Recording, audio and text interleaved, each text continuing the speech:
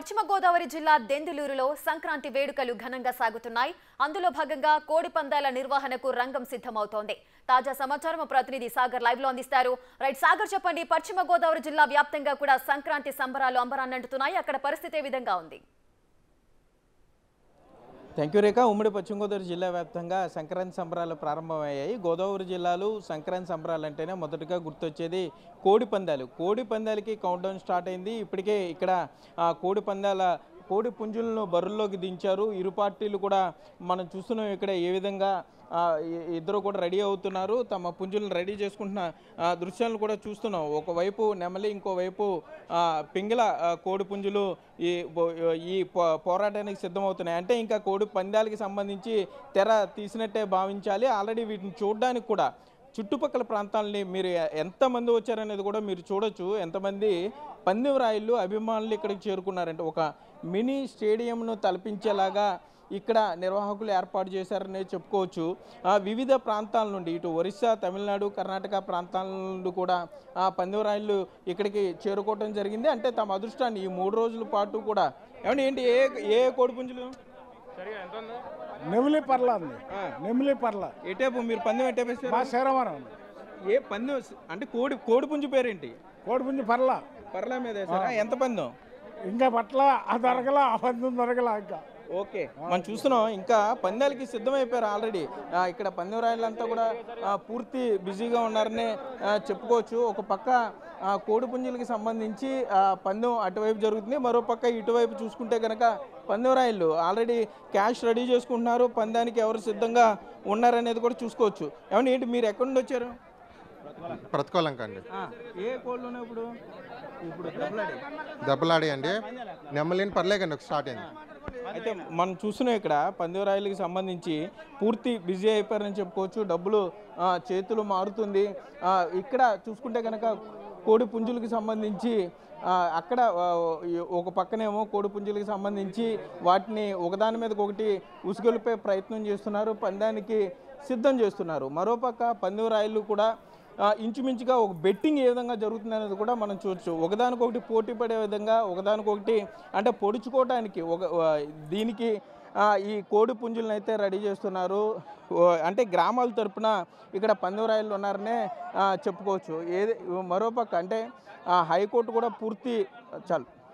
కూడా పూర్తి ఆదేశాలు ఇచ్చిన నేపథ్యంలో జాగ్రత్తగా ఉండాలి, పందాలు జరగవని చెప్పినా కూడా ఇక్కడ పూర్తిగా కోడి పుంజే గెలిచిందనే చెప్పుకోవచ్చు. ఇంకొక పక్క చూసుకుంటే కనుక ఇక్కడ వచ్చిన విఐపీలకి ప్రత్యేక ట్రీట్మెంట్ కూడా ఇస్తున్నారనే చెప్పుకోవచ్చు. ఈ కోడి పందాల్లో ప్రత్యేకంగా చూస్తే కనుక లోపలికి వచ్చిన వారికి ట్యాగ్ సిస్టమ్ ఏర్పాటు చేశారు. హ్యాండ్స్కి ట్యాగ్స్ కూడా ఇవ్వటం జరిగింది. ఈ ట్యాగ్ ఉన్న వాళ్ళని మాత్రమే ఈ లోపలికి ఈ పందెం బరి ఏదైతే ఉందో ఆ లోపలికి పంపించే ప్రయత్నం చేస్తున్నారు. ట్యాగ్ లేని వాళ్ళంతా కూడా ఎవరైతే ఉంటారో అవుటర్స్ వాళ్ళంతా కూడా బయట ఉన్న పరిస్థితి, బయట పందాలు జరుగుతున్న పరిస్థితి. అంటే ఏ పుంజు గెలుస్తుంది అనే దాని మీద ప్రధానంగా ఇక్కడ సాగర్, అయితే తెలుగు రాష్ట్రాల్లో కూడా ఈ సంక్రాంతి వేడుకకు సంబంధించి కూడా కోడి పందాలపైన ప్రత్యేక ఆంక్షలు అయితే విధించారు. కోర్టు కూడా కొన్ని ప్రత్యేక బృందాలతో కూడా తనిఖీలు చేపడుతూ ఎక్కడైతే కోడి పందాలు నిర్వహిస్తున్నారో వారిపై చర్యలు కూడా తీసుకుంటామంటూ కూడా కోర్టు చెప్తున్న పరిస్థితి నెలకొంది. ఒక ప్రత్యేకమైన బృందాలను కూడా ఏర్పాటు చేశారు. ఈ నేపథ్యంలో కూడా ఇదొక సంస్కృతి అంటూ కూడా ప్రజలు కూడా కోడి పందాలను నిర్వహించడానికి సిద్ధమవుతున్నారు. అక్కడ పరిస్థితి ఏంటి? నిర్వహణకు సంబంధించి నిర్వాహకులు ఏమంటున్నారు? అయితే ఇక్కడ వీరు చెప్పేది ఏంటంటే ఇది మాకు తరతరాలుగా సాంప్రదాయంగా వస్తుంది కోడి పందాలు, అందులో భాగంగానే కోడి పందాలు వేస్తున్నారు. మనం నిర్వాహకులు మాట్లాడించే ప్రయత్నం చేసినా కూడా ఎవరు మాట్లాడే పరిస్థితి లేదు. వచ్చిన వారందరూ కూడా ఎవరికి వారు ఇక్కడ పందాల హడావుల్లో ఉన్నారని చెప్పుకోవచ్చు. కేవలం ట్యాగ్ ఉన్న వాళ్ళని. ఏంటి మీరు ఏ పుంజు మీద వేశారు? మేము పర్లా పుంజు మీద వేసామండి. మేము శ్రీరామవరం మీద వేసాము. అది కొడుతుంది అనుకున్నాం. ఎంత డబ్బు తెచ్చారు ఈ బ్యాగ్లో? ట్యాగ్లు అండి. ట్యాగులు తెచ్చారా, డబ్బులు తెచ్చారా? ట్యాగ్లు అని తెచ్చాం. ఓకే, మనం చూస్తున్నాం ఇక్కడ అంటే ఏ విధంగా డబ్బు ఎంత చేతులు మారుతుంది అనేది కూడా రేఖ మీకు చూపించే ప్రయత్నం చేస్తున్నారు. ఆల్రెడీ ఇక్కడ జరిగినటువంటి కోడి పుంజులకు సంబంధించిన మొదటి పోరాటం అయితే ఉమ్మడి పశ్చిమ గోదావరి జిల్లా వ్యాప్తంగా ఒకటి పూర్తయిందనే చెప్పుకోవచ్చు. ఏ కోడి పుంజు గెలిచిందండి? వాళ్ళది ఆపోజిట్ వాళ్ళు గెలిచింది. ఏంటది పర్లానా? పర్లా మైలా నెమిలి నెమిలి నెమలి గెలిచిందా? పర్లా పోయింది, నెమిలి గెలిచింది. ఎర్రనెవిలి గెలిచింది. ఎర్రనెవిలి అంట. ఓకే, ఎర్రనెమలి గెలిచిందని చెప్తున్నారు. అంటే ఆల్రెడీ ఉమ్మడి పశ్చిమ గోదావరి జిల్లాలో సంక్రాంతి సంబరాల్లో మొదటి కోడి పందెం ఇప్పుడు మనం మీకు చూపించే ప్రయత్నం చేశాను. మొదటి కోడి పందెం పూర్తయింది. డబ్బులు కూడా లక్షలాది రూపాయలు ఈ ఒక్క చోటే చేతులు మారడం కూడా మీకు చూపించే ప్రయత్నం చేస్తున్నాను. డబ్బులు ఏ విధంగా చేతులు మార్చుకుంటున్నారు కూడా మనం చూస్తున్నాం. అంటే ఇక్కడ చూసుకుంటే కనుక అంటే ₹1,00,000 దాకా పందెం జరిగిందని చెప్తున్నారు. గెలిచిన వారు ఓడిన వారు కూడా ఈ విధంగా ఇక్కడ మార్చుకునే ప్రయత్నం చేస్తున్నారు. మరోపక్క చూసుకుంటే కనుక మీడియాను కూడా చూపించవద్దు అని కూడా ఇక్కడ నిర్వాహకులు కొంత ఇబ్బంది పడే పరిస్థితులు కూడా ఉన్నాయి. అంటే ఇదంతా కూడా ఇప్పటికే హైకోర్టు ఉత్తర్వులు కానీ పోలీసులు కఠిన ఆంక్షలు ఉన్న నేపథ్యంలో అత్యంత జాగ్రత్తగా ఇక్కడ పందాలు నిర్వహిస్తున్నారని చెప్పుకోవచ్చు. మీడియాను కానీ అంటే లోపలికి కూడా రావని పరిస్థితి. లోపలికి రావాలంటే కనుక బౌన్సర్ని దాటుకుని వచ్చే పరిస్థితి ఇక్కడ ఉంది. ఏంటి మీరు ఎక్కడి నుండి వచ్చారు? ఏలూరు. ఎంత వేసారు పందెం ఇక్కడ? ఏం వేయలేదండి, ఊరిని చూడటం కోసం వచ్చా. అంటే ఇప్పుడు పందెం జరిగింది కదా, ఏం వేయలే, చూడటం కోసం వచ్చామండి. చూడటానికి ట్యాగ్ వేసుకుని వచ్చారా? అవునండి.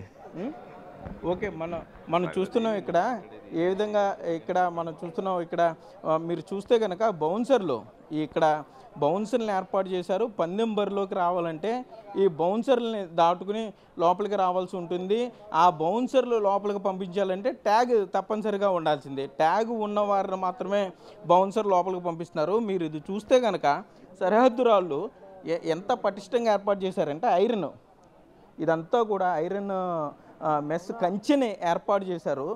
పూర్తిగా ఈ కంచెని దాటుకొచ్చే పరిస్థితి లేదు. కేవలం ట్యాగ్ ఉన్న వాళ్ళు మాత్రమే ఈ ద్వారం గుండా లోపలికి వచ్చే పరిస్థితి ఉంది. ఇట్లా చెక్ చేసి ట్యాగ్ ఉంటే మాత్రమే లోపలికి బౌన్సర్లు పంపిస్తున్నారంటే ఎంత పకడ్బందీ సిస్టమ్ ఇక్కడ ఏర్పాటు చేశారో కూడా మనం చూడొచ్చు. ఓన్లీ అక్కడ ట్యాగ్ అడుగుతున్నాడు బౌన్సరు. ట్యాగ్ ఉన్న